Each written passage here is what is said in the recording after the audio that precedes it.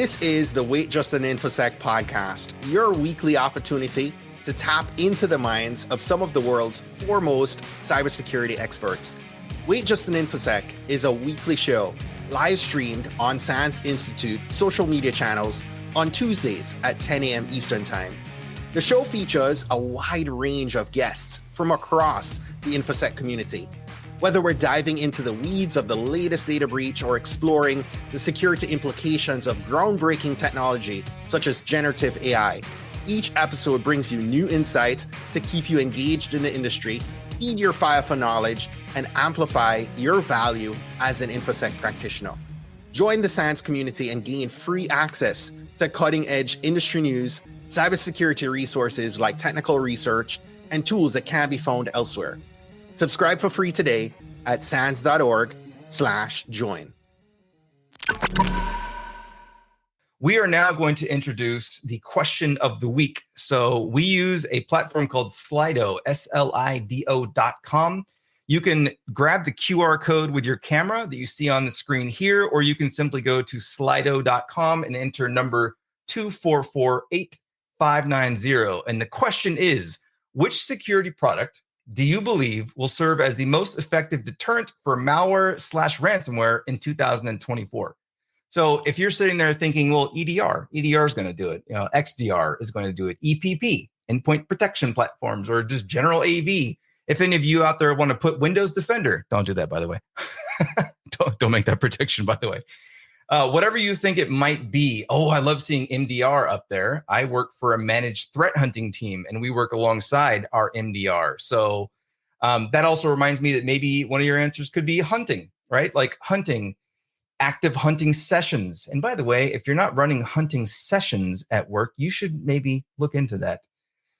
So we will be covering these answers when we come back, when we pull in our feature segment. But I just want to get some folks to throw in some of your answers. We're going to pull our guests onto the screen in a matter of moments here, and then we'll kind of cover these. And I see the one on the screen right now.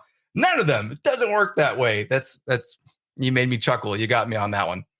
Okay, so we're going to pull some folks onto the screen here. We're going to bring in first up my co-host, Mari DeGrazia. Hello. How are you? Hey, it's good to see you. Good to see you too. For anyone who's not aware, and if you're not, shame on you, Mari is one of our instructors at SANS for Forensics 500 and a number of other courses. And she and I go, I guess I would say we go back now. It's been a number of years. I think we do get to count it as that. If it's, I think over 3 years, right? You say we go back. Yeah, at least. Works. At least, for sure. So, Mari, how you doing? What's your primary number one prediction for 2024 in ransomware? What do you think?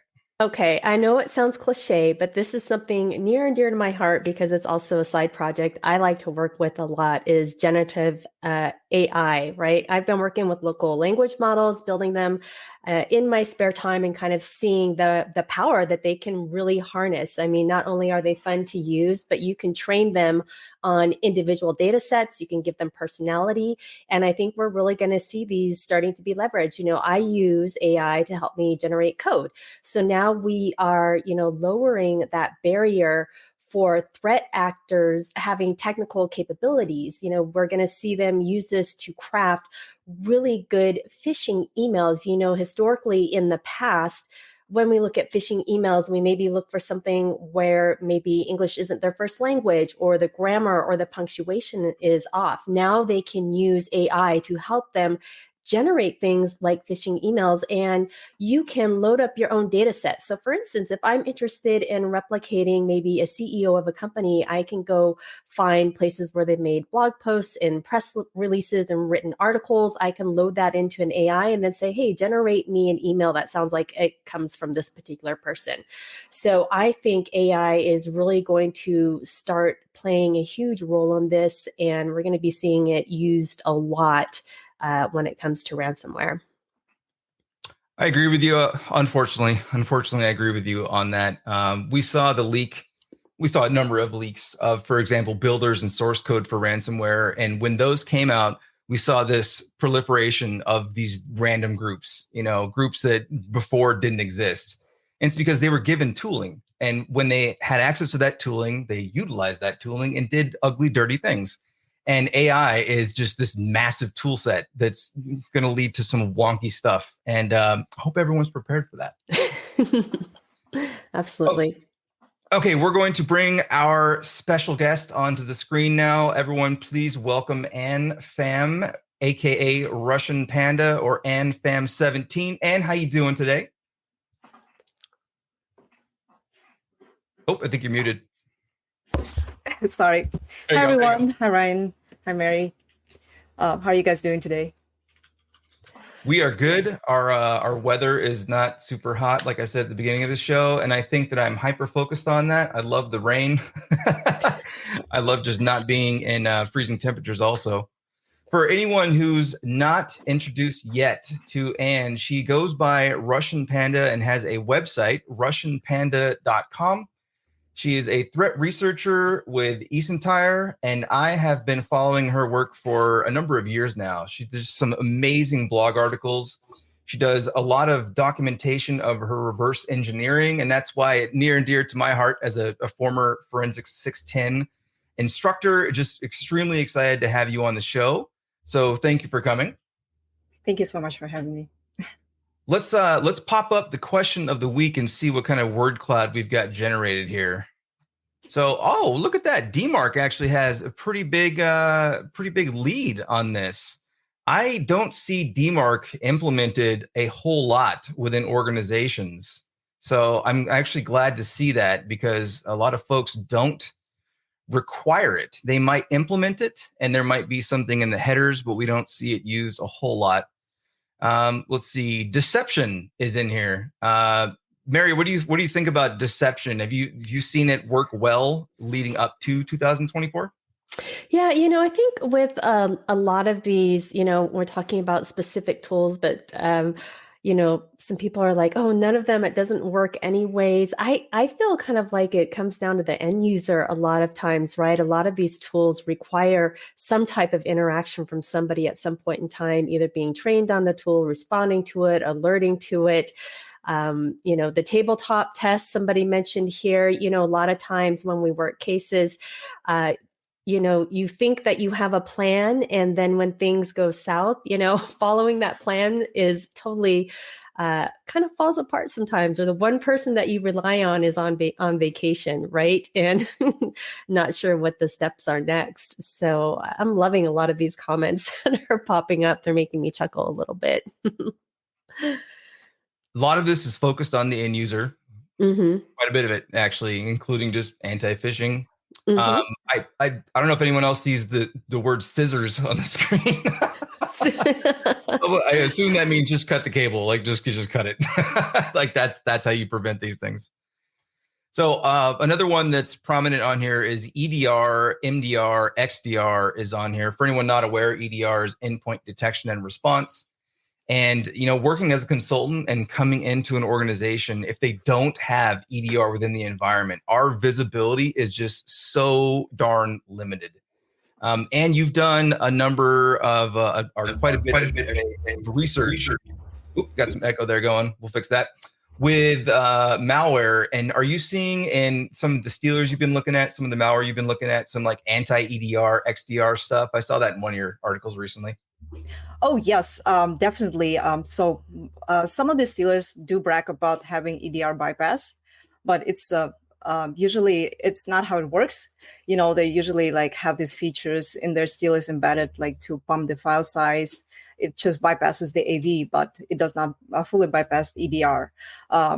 Unfortunately, stealers can be fast enough to like infiltrate your and exfiltrate your data that by the time like EDR jumps on the host, the threat actors might partially get the logs, right? It might not be your browsing data, but it might be your the sensitive files that they exfiltrate. So it's pretty quick of doing the job, and sometimes, unfortunately, like EDR does not catch that.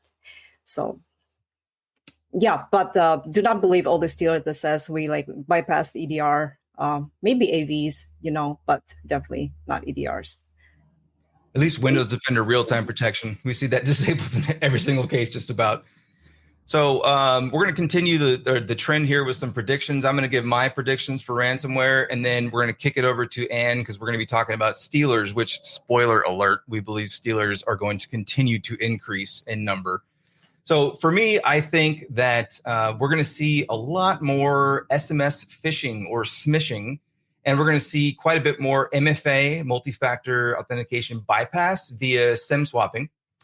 And the reason I say that is that there's one group that I think I've mentioned them on a number of these episodes now, Scattered Spider. They also go by a number of other names like Muddled Libra and some others out there. They're a prominent group in the SIM swapping arena, and they are able to get into large organizations by exploiting the fact that many, and ask yourself, do we do this? And you'll be like, oh, we do that. Use SMS for your MFA. In other words, when you sign into whatever system that's MFA enabled, you get a text message. And that text message then allows you to enter in whatever code or, say yes or no or whatnot.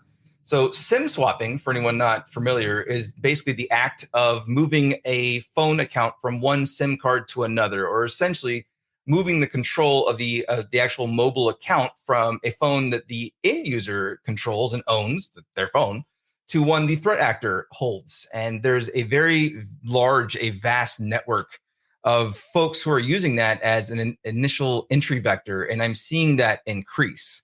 And speaking of phones and smishing, a lot of people don't have, what's the word I want? I can't think of the word right now. The MDM. Mobile device management. And they're using BYOD, bring your own device policies, where people just, pull a phone out of a drawer, like last year's phone or something, and say, oh, I'll just use this for my work phone. And the links that are being sent there, the links that are being clicked from there, the things that are, interactions and messaging and even calls these days. And hey, Mary, we got to worry about AI being driven for these voice-based, phishing, I guess, technically, voice phishing. It's not under the purview of the organization. And because of that, we're kind of blind to a lot of these attacks. And I think that's not a good thing. So, Mary, any comments on MFA bypass with SIM swapping or smishing? Are you seeing an increase of that? Are you worried about that? Yeah, I think you made a lot of great points, especially I'll go back to the AI aspect of it. You can train a voice with 10 seconds of audio, basically, and, get some pretty convincing things. And this is just, on your little computer at home. You don't need a lot of processing power to do it. It's a very powerful technique we're going to see moving forward. Oh, I only got 9 seconds of your voice. Was that my countdown? I was doing the countdown. Yeah, I was like, oh, well, we'll good. We got 10 over the episode. All right, so Ann, predictions in terms of stealers being used even more so and initial access brokers. First and foremost, let's just get this out there. What is a stealer? So a stealer is a quite self-explanatory term, right? Unlike the disruptive malware types such as ransomware, stealers the focuses on exfiltrating the data from from the host, from the infected machines, and their goal is to steal, right? The goal is financial gain. Yes, the stealers get on the machines, they steal logs, and usually those logs are being sold on dark web, right? Being sold on Telegram, because there are multiple groups looking for certain type of logs, like YouTube logs, LinkedIn logs, Facebook logs, and they usually pay from $3 to $10 per log, for example, for the fresh cookie that it's working for valid credentials, and those logs can be very easily monetized, I think, and which kind of leads to the proliferation of stealers nowadays, as well as the part that the democratization of stealers in the market nowadays also promotes the increase of stealers, because you see stealers getting sold on hacking forums, on Telegram, even via Telegram bots, right? So the buyer does not have to directly interact with the seller. They just can send the crypto coin to the bot, and it fetches back the zip archive with the panel, with the stealer panel and the manual of how to use the stealer. So even the cyber criminal with limited technical skill set can deploy the stealer and run it, right? They even have like the support people who would like, help you out with how to like deploy the stealer, like ready to go. So with the right resources in your hands, right, you can easily deploy the stealer, even for someone who's not technical enough. So it definitely became, like one of the main reasons why the increase of stealers.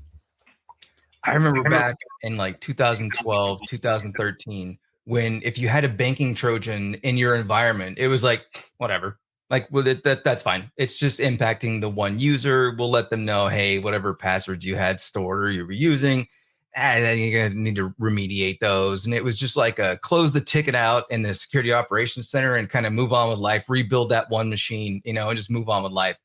And now, I mean, moving into 2016, 17, 18, if you saw something like Imitet, which used to be just considered, or Hanseter or something like that, which is, they're just a banking Trojan. It's no big deal, right?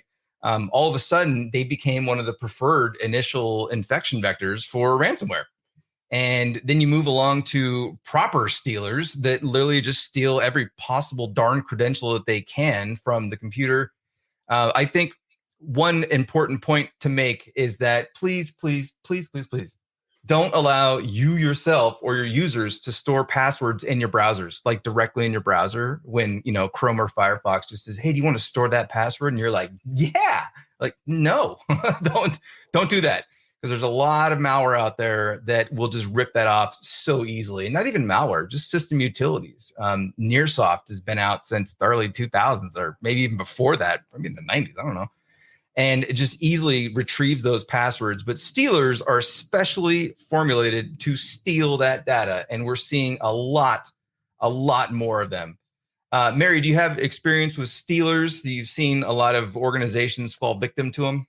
Yeah, and I think that's and just like you said, I remember when we first started doing these investigations, when we would come across that wasn't what we were really looking for, right? We were looking for the threat actor moving laterally within the environment, detonating the ransomware. And when we saw that more the commodity malware, if you will, like the stealers, it was like, oh, well, we'll just have to let that employee know that their banking account information was compromised. And now it's just been a total shift to being really valuable data and mechanisms that the threat actors are using. They'll pull those browser passwords and they'll log into online resources that the company uses. I think there was a mention of Confluence earlier. So I've seen them, pull those passwords, get into something like Confluence, and then there they find all the documentation for the client, all the network passwords and all the repositories and everything that belonged there. One question I did have for Ann, you mentioned that these are for sale on the dark web. Now, does a threat actor only sell that, those logs to one person and then they're like, okay, I sold that set of logs? Or are they, is it more valuable if they only sell it to one person? Or, can they sell those logs to like 200, 300, 400 people and they're just being passed around everywhere? I'm just kind of curious if you know a little bit about that. That's a very good question, Mary. Thank you for asking. So we live in the generation like we cannot trust anyone, right? And especially the threat actors. That's why it led to the threat actor developing their own stealers, because they don't trust the other stealer developers. And I've seen quite a lot of times when the stealers have the backdoor installed. So whenever the buyer receives the logs, the stealer developer would get the logs as well, which means they might as well sell it to someone else, and into multiple hands. So it can just not, they tell you that it's unique logs, you only receive it and they don't have access to the panels, but it's actually not true, because the stealer developers have the full access to the panel and they see all your logs. So they might as well also monetize that. Speaking of the passwords that show up in the logs, we have a question in the chat, and there's a number of questions. We need to get to some of these. And one of them is, what is plan B if they can't store in their browser? As in, there it is on screen. I like that. If the user can't store in the browser, what is the preferred methodology? And so who wants to grab that one? I'll take that. There are a couple different ways you can do that. So there are various programs out there that you can use, although some of them have browser plugins, something like LastPass or 1Password. Using something like that that's not tied to the actual browser. Like you mentioned some Nearsoft tools earlier, it's very trivial to dump out all your passwords from browsers.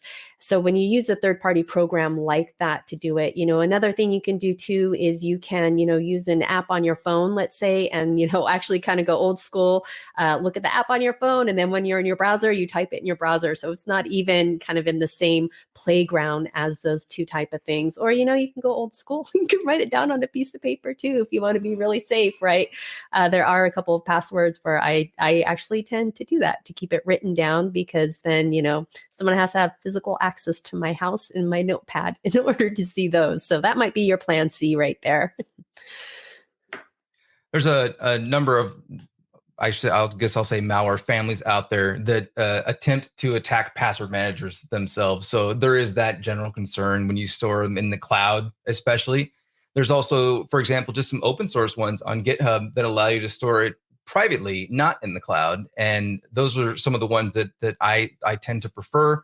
Of course, when you're moving from computer to device, and you're sitting there like, oh, it's on that computer over there, then you got that issue. But let me see. I'm going to grab another question from the chat. Here's a good one. Do malware stealers need a vulnerability to work, or just the user to trust add it to the computer, or both?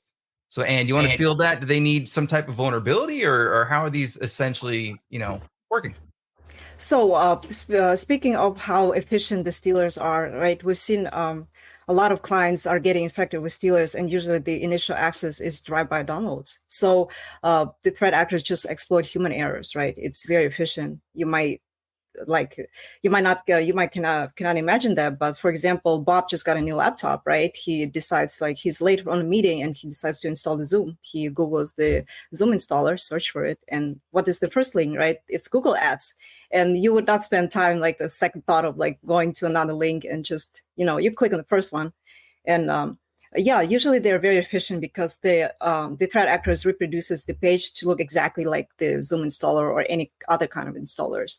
So the non-technical user or less technical user would just, run the bundled malicious file that has a stealer in it, and it gives you a decoy installer. So you install the Zoom, for example, and you see, I just downloaded legitimate software and it's installing Zoom. But in the background, the stealer is making connections to Russia or anywhere else, right? So usually they use a lot of social engineering tactics rather than vulnerabilities. And I just wanted to hit on something you said there. You mentioned Google Ads. So are you saying that, we run our keyword searches in Google, we get some ads that there can be malicious, we would want to think that it's safe, right? You figure they're paying for advertising. Are you saying that threat actors are leveraging Google Ads in order to do this type of thing? Yes, they actually do. It's as sad as it sounds like, right? Because usually, you might think like Google Ads is totally legitimate service, but it's been abused by a lot of threat actors, and you can see in the headlines nowadays, like malvertising, drive-by downloads, delivering dark game malware, pick-a-bot malware, all kind of malware. So it's very efficient. It's proven to be very efficient, and like I mentioned before, we've seen a lot of clients are getting infected through mostly like drive-by downloads, and that's like probably the first thing that we're looking for, right? Like where did they go to, like the browsing data, like what website they visited, so that triggered the malware. That's As a threat hunter, I hunt through networks. That's what I do basically now on a day-to-day basis. And on a recent case, I was looking for things that were running out of app data, basically the app data folder. So for anyone not familiar, it's going to be the C drive, the user directory, app data, and then typically roaming, which is part of the roaming profile, excuse me. I'm not sure what the other word was. And I was just looking for things executing out of there. And it's kind of funny because communication apps like Slack and Teams and you name them, they typically install their binaries there. And we're looking for threat actor stuff, malware stuff in there. But in doing a threat hunt around that, I've found a number of Zoom, Slack, Teams installations that trigger malware alerts. And you're like, wait a minute, I thought, but that's just Zoom, right? Why is that triggering a malware alert? And then you look at it, you find the hash or however you find it and pivot to it on like Virus Total or something like that. And then you see the executing parent, the installer, has like a 55 out of 65 detection rate. And you're like, wait, what? Why is that so high? And you look at it and you go, oh, there's a stealer bundled with that. Like, that's not legitimate. So, SEO, search engine optimization poisoning, SEO poisoning is used very often. And just paying through Google Ads or whatever it is to get your link above the actual link is something you have to be very, very careful for, especially depending on the browser the user is using, also where they're egressing from and where they're connecting in from. I'm right now, I just Google Slack, and I don't see a sponsored Slack at the top. I was going to try to make a point, and I think I made an anti-point. I just did it for Zoom, and it looks like it's actually the legit Zoom towards the top. But with all these ads that are available for purchase, it becomes a problem. And it's funny because drive-by downloads were seen as a thing of the past. Like exploit kits were just rampant in 2011, 12, 13. A number of them: Angler, Orange, Red Kit. There were a ton of them, and that seemed to have gone away. And then now, not gone away fully, but mostly gone away. But then now you still have the worry that you simply run a Google search for what you need or what you want to install, and it comes with something wrapped up with it, and no good. And this is where I hate to push the point again, but with AI, there's been some recent articles that have came out that now with AI, search engines are getting less effective in the results that they're giving us just because of the ability for people to manipulate the system by using AI to generate content. So now instead of manually writing up websites, blogs, they can use AI to generate that content and, just further facilitate you clicking on the wrong page. Google used to be really good at giving us, what we wanted in the first 10 hits. But now with AI generating content for threat actors and malicious actors, getting higher up in those search results is much easier for them to do because they can just say, hey, generate me a blog post about blah, blah, blah, or a web page about blah, blah, blah. It churns it out for them. And they're off and running with some really what we would consider, high level content that's been generated from an AI. Every time you talk about AI, you worry me, Mary. You should be worried. I mean, it's one of these tools that's going to be, I think, really exciting for all the things that we can do with it. But, as we know, what can be used for good can also be used for bad. So I think this is going to be an issue moving forward for sure. So let's put a bit of practicality into some of this. And what are some of the stealers that you've analyzed recently? And again, who are not aware, RussianPanda.com, and we'll get the link on the screen. It's their site. Just some fantastic low-level reverse engineering. There it is. Check that out. But go ahead and tell us, what are some of the ones you've seen recently, and what are some of the trends in them, or whatever you want to speak to. Of course. So the reason one I analyzed was Atomic Stealer. Because, I grew up using Windows system, and with people working from home nowadays and bring your own device, people are switching to macOS devices. And I was very interested to analyze the Atomic Stealer because to see how differently stealers operate on Windows and macOS devices is pretty interesting. Because for the Windows, right, the stealers gets on your machine, and it can easily grab your web data, file, logins file from browsing folder, and then decrypt it on the server. Whereas on macOS, the stealer would need to social engineer you for you to input your macOS password first to get the access to the keychain file where most of your passwords are stored, right? So it was interesting to see a pop-up prompt window, please enter your password, to install this file, for example. And some people would install, input the passwords, and then the stealer grabs the passwords, and it escalates the privileges and get access to the keychain file. Another piece of stealer I also looked at is Meta Stealer. It's a copycat version of Redline. That's why when you run the Meta Stealer on the sandboxes such as Triage, AnyRun, and Joe Sandbox, right? You see the attribute to Redline, but it's actually a MetaStealer.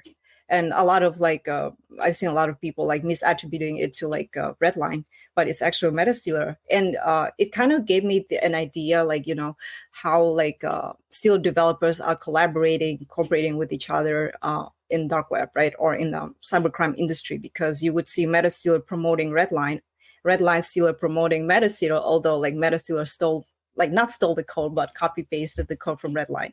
So they're working together, and I'm pretty sure that a MetaStealer gives some percentage of their profit to Redline developer, for example, because they're using their code, right? Yeah, so that's was definitely interesting to see.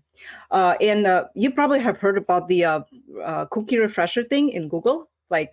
Once you fetch the API to the Google server, right, and they give you the fresh cookies for the machine. So once you get the decrypted token, right, for the web data file of the infected machine, you can grab that token, send it to via the API to the Google server, and it gives you the fresh cookies, so it never expires. So it means that the attackers will also always have the access to the users' Google accounts, right? And Stealer adopted that. Stealer adopted that one after another. It's kind of became a competition between the Stealers, you'd say, because once Stealer have this feature, the other Stealer, I want to have this feature too, So they started implementing that. So that was pretty interesting to see. You can see how competitive the Stealer market is actually. So that's also another point to bring about the proliferation of Stealers, how they compete between each other, right? For example, RicePro Stealer that recently appeared.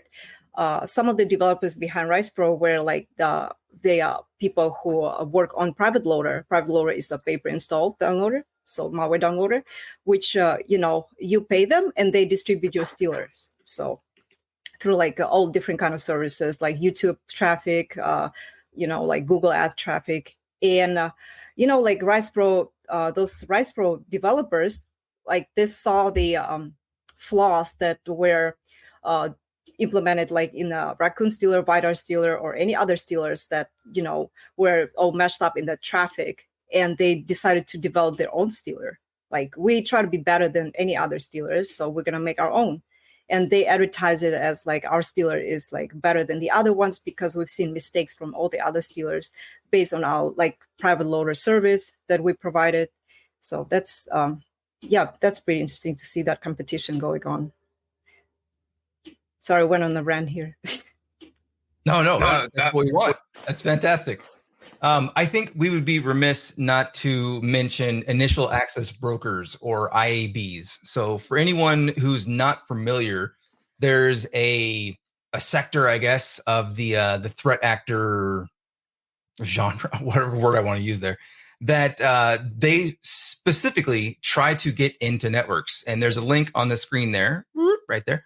A shortened link. It's for528.com/IAB. And there's just a wonderful, and I mean, fantastic graphic or image that you can check out there. It's pretty large. You'll have to zoom in and scroll around. And it essentially just shows you the IAB landscape and essentially how they do their thing. So many ransomware actors are purchasing access to their victim environments via these IABs.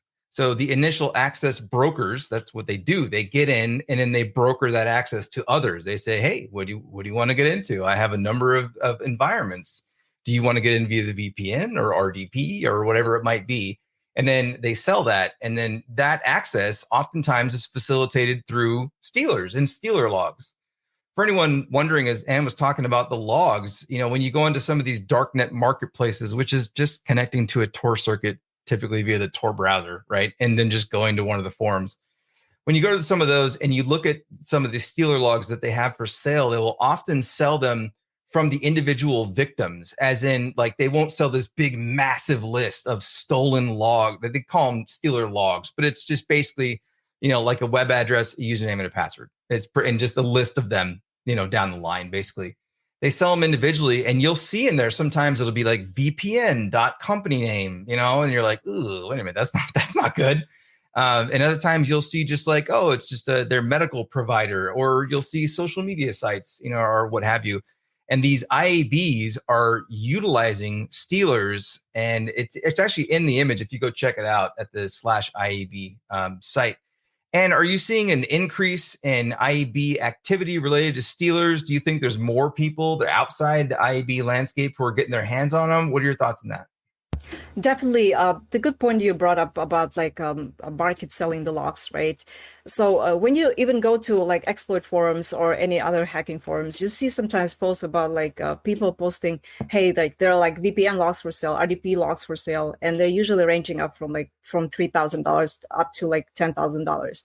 It depends on, they list like the revenue of the company, they list like how many people are working in the company, they list the location of the company, and you would see like within a day or like a week, those logs are getting sold completely, right? Some people definitely have the resources to buy those logs because they're quite expensive. And usually it's initial access brokers or even ransomware threat actors, right? Because they have the resources, they have the capabilities to purchase that. Definitely, like, for example, you go on the Russian market, you see like tons of logs are getting sold, and you can always like, it's like search for specific logs that you want. And usually when we have the compromise within our client's environment, whether it's like an exploit, whether it's like VPN, RDP access, we always look for like if the client's logs has been exposed anywhere online, if the logs were sold anywhere, right? So you probably have heard about the Lapsus case with Uber breach in 2022.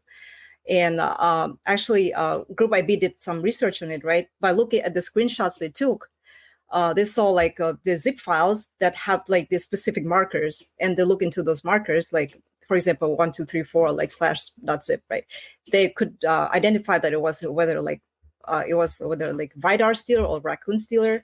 So they found that, and the logs that were posted, were like contain Okta websites for like Uber employees, and so they were speculating that maybe the Lapsus threat actors use those logs to like further pivot into like the compromised system to get higher privileges, or it might be the initial access because those logs were sold around the time when the attack happened. So it was pretty crazy. That's extremely interesting. Speaking of interesting, this episode has been very interesting. There are a ton of questions that I'll have to field some of those bad boys outside of the episode. We're coming to a conclusion of our feature segment. So, Ann, do you have anything you'd like folks to check out? Do you have anything coming up that you're really excited about? Do you want folks to contact you in any certain way? Like, what do you have as your final thoughts here? I just want to say, try to regularly educate the users, do the users trainings, because we actually really need to rely on users not to get infected with the stealers, because it's always good to to prevent rather than remediate. So that's the advice I want to give to like people or working in industries. User awareness training is very important.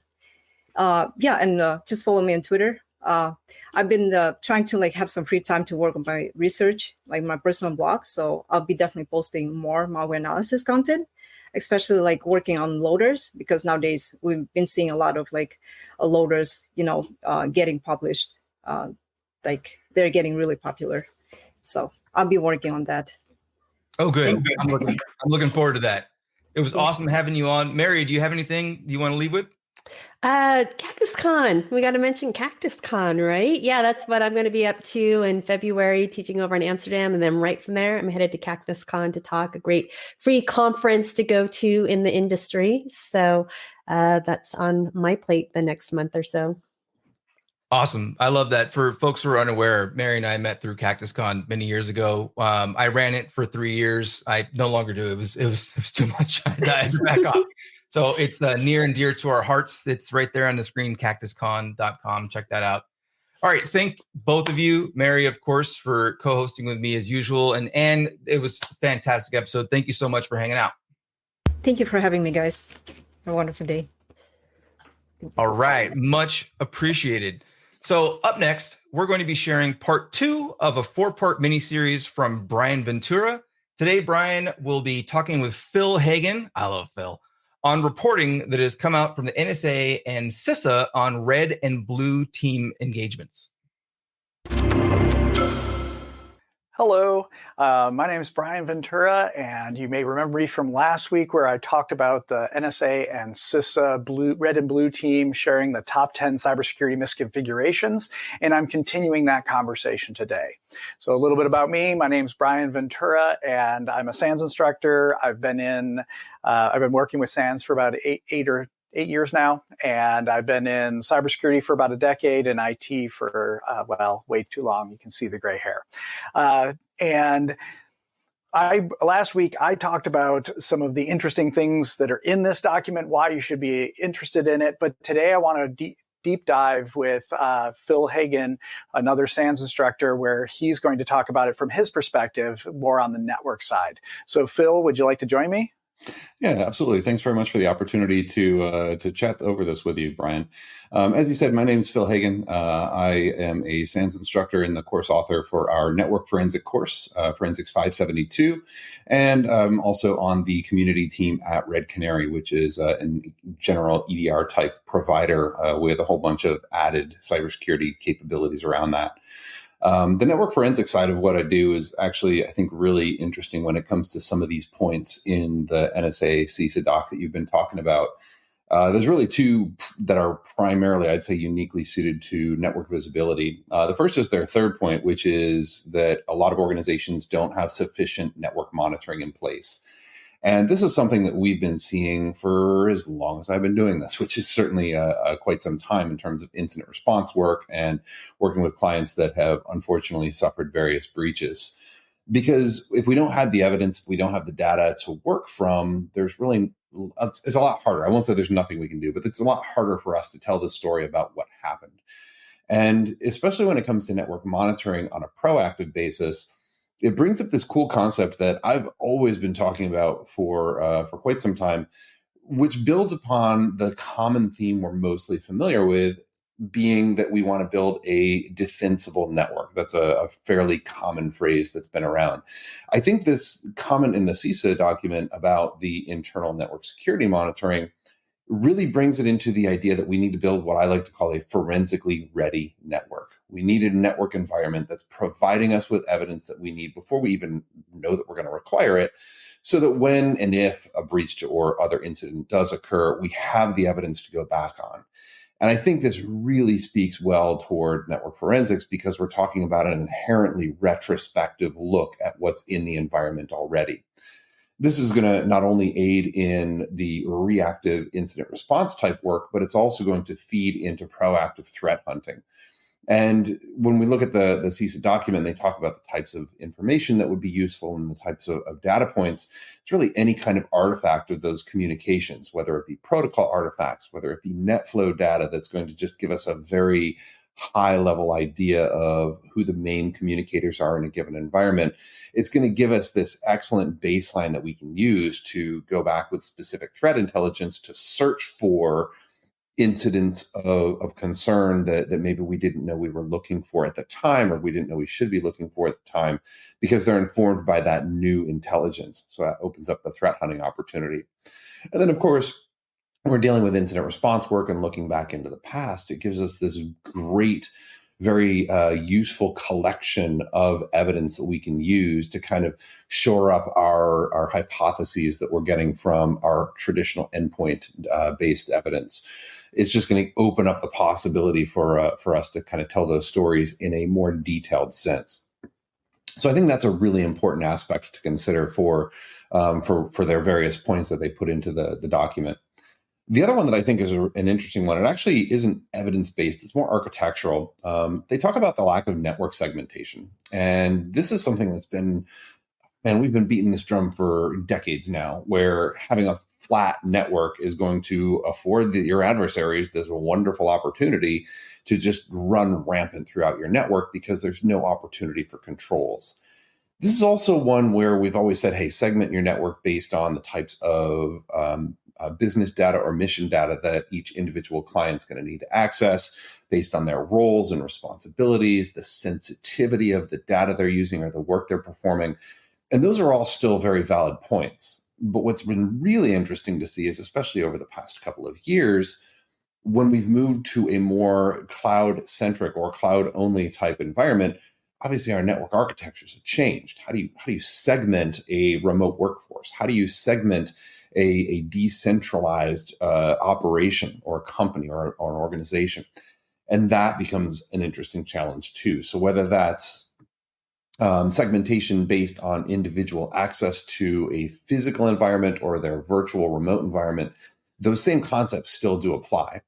And I think having that segmentation is super important because it gives you the opportunity to adjust controls through what I know you're going to be talking about with some of the other guests later in the series about access controls and configurations, where I can say, hey, this section of the network is the engineering section. They need access to certain resources, or maybe the finance department doesn't. So that's another interesting thing that's long been told. And it's great to see that CISA is kind of continuing to tell these stories and maybe giving a little bit more oomph behind them, whatever the term is you want to use for that, to kind of show that, yeah, these really are important. They're things we should be spending our time on.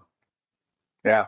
All right. Well, thank you for that. And I do, you brought up a good point that I didn't mention last section is this is really tied to threat data out there with the MITRE attack and such. So no longer is it just a bunch of people like us saying, this is a good idea. I've seen this in the past. This will save you. It's actually backed by actual threat data as well.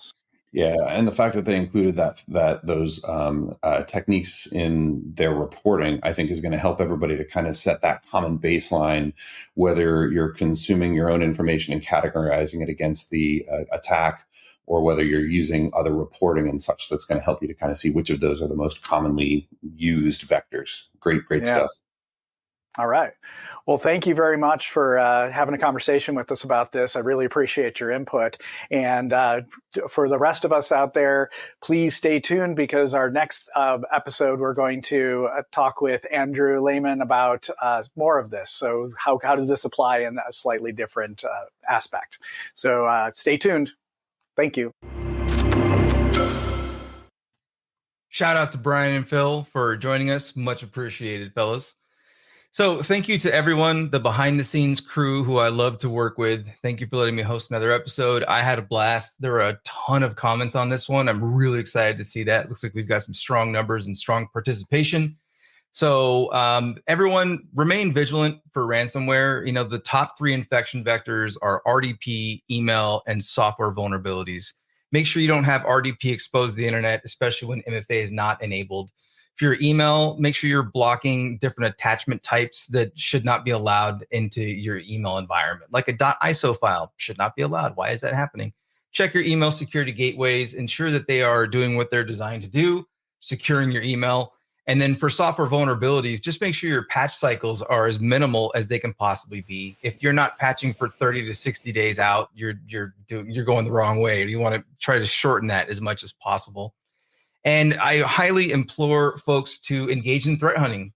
Hunt throughout your organizations. And if you don't have the ability to do so, look into MDR, MTH teams, says the person who works on an MTH team. All right, look into us, And I want to leave everyone with a little, it may not be a surprise at this point, but it's something I'm very excited about. And it's that we're releasing the brand new, and it took a while to make this bad boy, the SANS ransomware and cyber extortion poster. Oh, yes. Kat Headley and myself put that together over a number of months, and it is releasing in person at the CTI Summit. So if you happen to be going to the CTI Summit, or if maybe you were wondering if you should go, then check that out. Otherwise, when it is released, you'll be able to go to sans.org/posters. It's right there. And check that out. Thank you, everyone, for participating. Thank you to Thomas for doing the News Bites segment. And of course, thank you to Mary and to Ann for joining us. And this is Ryan signing off once again. Thank you all for joining, and make sure to join next week and check us out. Thank you for listening to the Wait Just an Infosec podcast. Remember to join us live every Tuesday at 10 a.m. Eastern for a new episode of Wait Just an Infosec. You can watch at sans.org/WJAI or go to the SANS LinkedIn or YouTube channels. The Wait Just an Infosec podcast will be released every Wednesday at noon. Thanks for listening. See you next week.